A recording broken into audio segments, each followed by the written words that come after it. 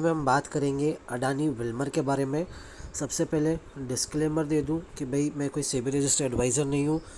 जो भी चीज़ मैं शेयर करने वाला हूं प्योर एंड प्योर मेरा जो पर्सपेक्टिव है, मेरा जो व्यू है, मेरा जो एनालिसिस है इस कंपनी के ऊपर वो मैं शेयर करने वाला हूं। तो इसे एक एनालिसिस की तरह ही लेना है, एजुकेशन पर्पज़ के लिए लेना है। कोई भी बाय सेल रिकमेंडेशन नहीं है। वीडियो देखने के बाद आपको जो इच्छा करे आप वो कर सकते हैं। बात करें आज इसका रिज़ल्ट आया, रिज़ल्ट के ऊपर एक वीडियो मैंने बनाया था। याद रखिए कंपनी का सेक्टर वाइज अगर आप देखोगे तो कंज्यूमर फूड कंपनी का सेक्टर है, और ये सुनकर आप बहुत ज़्यादा ल्यूक्रेटिव हो जाओगे कि भाई ये हिंदुस्तान यूनिलीवर हो गया, नेस्ले हो गया, इवन टाटा कंज्यूमर हो गया, उस तरीके की कंपनी होगी। नहीं, इनके पास ब्रांड्स अच्छे खासे हैं। अगर आप इनके ब्रांड्स देखोगे तो फॉर्चून नंबर 1 ब्रांड है कुकिंग ऑयल में अगर हम बात करें। और अब तो खाली ऑयल नहीं, फॉर्चून के शुगर हो गए, फॉर्चून के स्टेपल्स हो गए, मतलब आटा बेसन ये सब भी मिलने लग गए हैं फॉर्चून के। तो ब्रांड वाइज अगर हम बात करें अच्छा काम कर रहे हैं। लेकिन ओवरऑल अभी भी बात करूँ, मेजर बात करूँ, जो इनका रेवेन्यू आ रहा है फॉर्चून से उतना ज़्यादा नहीं आ रहा है। आटा बेसन बेच के, शक्कर बेच के उतना पैसा नहीं कमा रहे जितना उनका जो मेन अभी भी जो कोर बिजनेस है जिससे कंपनी चल रही है, जो इनका कोर बिजनेस है वो अभी भी ट्रेडिंग बिजनेस है। ट्रेडिंग अलग तरीके की होती है, ट्रेडिंग बिजनेस अलग तरीके के बिजनेस होते हैं, और आपके कंज्यूमर फूड बिजनेस अलग तरीके के होते हैं।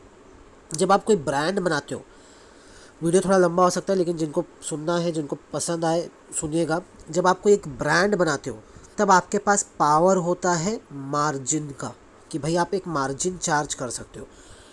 फॉर एग्जांपल की बात करूँ, नमक जैसी चीज़, अब नमक जैसी चीज़ फ्रीली अवेलेबल है, उसका कोई चार्ज नहीं होना चाहिए। खारा पानी आप लो, उसको सुखा लो, पानी को भाप बन जाएगा, नमक रह जाएगा, उसको थोड़ा सा फिल्टर कर लो। 1-1, 2-2 रुपये किलो में बिकने वाली चीज़ है, फ्री में बिकने वाली चीज़ है। लेकिन उसको भी जब टाटा ने अपने अंडर लिया, एक ब्रांड बनाया, देश का नमक, टाटा सॉल्ट, देश का नमक, जब वो एक ब्रांड बनता है, आज वही नमक 30 रुपये किलो, 20 रुपये किलो, 25, मुझे नहीं क्या पता क्या रेट है, लेकिन हाँ एक अच्छे खासे सिग्निफिकेंट अमाउंट पे वो चीज़ बिक रही है। कॉस्ट ऑफ प्रोडक्शन कितना है? 2 रुपया, 4 रुपया, 5 रुपया, 10 रुपया मैक्सिमम।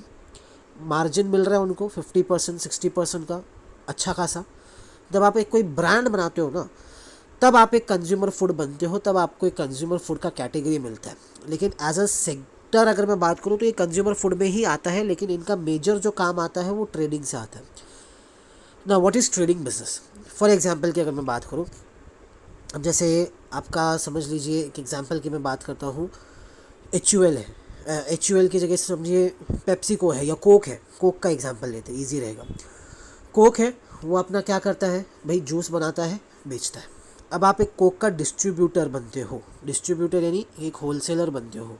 कोक आएगा आपके पास, उनके एक बॉटल की, एक फॉर एग्जांपल की बात करूँ, half a litre 40 rupees, okay. अब वो 40 वाली बॉटल आपको बेच के जाएगा 32-33 में, कि भाई 32-33 के अंदर आपको हम बेच रहे हैं।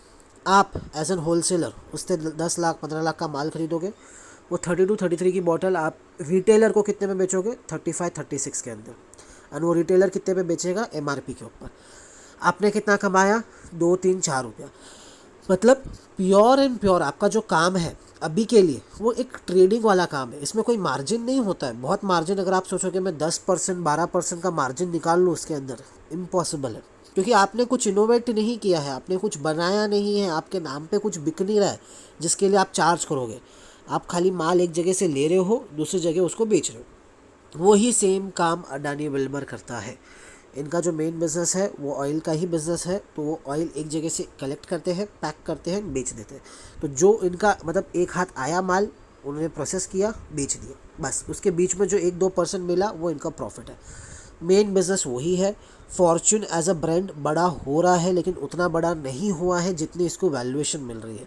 वैल्यूएशन वाइज बात करें, आज की तारीख में बात करें तो 12 मंथ्स ट्रेलिंग पी 70 का पी है, यानी 70 साल लग जाएंगे आज की तारीख पे जो आप पैसा दे रहे हो कंपनी को। जिस तरीके से कंपनी ग्रो हो रही है, आज अगर आप पैसा दे रहे हो 70 साल लग जाएंगे कंपनी को आपके पैसे को मतलब रिटर्न करने में। प्राइस टू बुक वैल्यू बात करूँ, 7 की बुक वैल्यू, यानी 1 रुपये की चीज़ 7 रुपये के ऊपर बिक रही है, वो उसकी बुक की वैल्यू है। मतलब बुक वैल्यू वो वैल्यू होती है, पी रेशो अलग रेशो होता है। बुक वैल्यू वो वैल्यू होती है जो कंपनी की वैल्यू है। कंपनी की वैल्यू अगर समझिए 1 रुपया है तो आज की तारीख में कंपनी की वैल्यू 7 रुपये लगाई जा रही है। इतनी ज़्यादा वैल्यू। सेक्टर की पी की बात करूँ, जो कंज्यूमर फूड का सेक्टर है उसका खुद का पी 40 का है, इसका पी 70 का है। तो पी रेशो वाइज ये ज़्यादा है। बुक वैल्यू 56 रुपीज़ की इसकी बुक वैल्यू है। आज ये 400 रुपये के भाव पे ट्रेड हो रही है। जब वीडियो बना था 400 का भाव था, अब गिर के थोड़ा और नीचे आ चुका है। ओवरऑल बात करें इसका तो मेरे हिसाब से इस लेवल पे बाय करना एक ट्रेडिंग कंपनी को रिस्की हो सकता है। हाँ, अगर आप एक बेट ले रहे हो फॉर्च्यून एज अ ब्रांड के ऊपर कि भाई वो बहुत बड़ा ब्रांड बन जाएगा, क्योंकि अभी भी कुकिंग ऑयल में मैं बात करूँ तो सफोला सबसे बड़ा ब्रांड है, उससे बड़ा ब्रांड अभी तक है नहीं। अगर मैं बात करूँ मैरिको का जो ब्रांड है सफोला, वो अभी तक का मार्केट शेयर के हिसाब से, कुकिंग ऑयल के हिसाब से दी बिगेस्ट ब्रांड है। उसको compete करके उसके ऊपर अगर निकल जाएगा, क्या सफोला के ऊपर निकल के फॉर्च्यून आएगा? और फॉर्च्यून जिस तरीके से अब ग्रो कर रहा है शुगर के अंदर, अब जैसे शुगर के अंदर अगर हम बात करें तो शुगर के अंदर मधुर एक ब्रांड है, वो एक बड़ा ब्रांड है शुगर के अंदर। अब फॉर्च्यून के शुगर आते हैं, क्या वो मार्केट शेयर कैप्चर कर पाएगा जैसा मधुर ने, या बाकी जो लोकल प्लेयर, क्योंकि अभी भी 50-60% शुगर का मार्केट लोकल प्लेयर के पास है, वो हो पाएगा?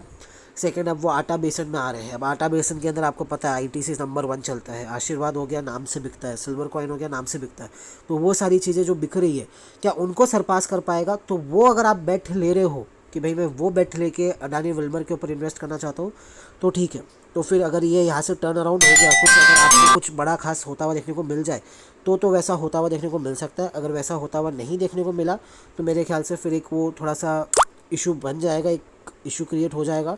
तो यहाँ पे अगर मैं बात करूँ तो अगर किसी को अडानी विल्मर में इन्वेस्ट ही करना है तो थोड़ा सा सोच समझ के कीजिएगा। अभी इनका जो मेन बिज़नेस है वो ट्रेडिंग बिज़नेस है, अभी उनका मेन जो बिज़नेस है वो ट्रेडिंग बिज़नेस है, ना कि उनका एफएमसीजी वाला बिज़नेस है। धीरे धीरे वो एफएमसीजी में शिफ्ट हो रहा है। अगर एफएमसीजी में शिफ्ट हो पाए ढंग से तो चल पाएगा, नहीं हो पाए तो फिर नहीं चल पाएगा। धन्यवाद।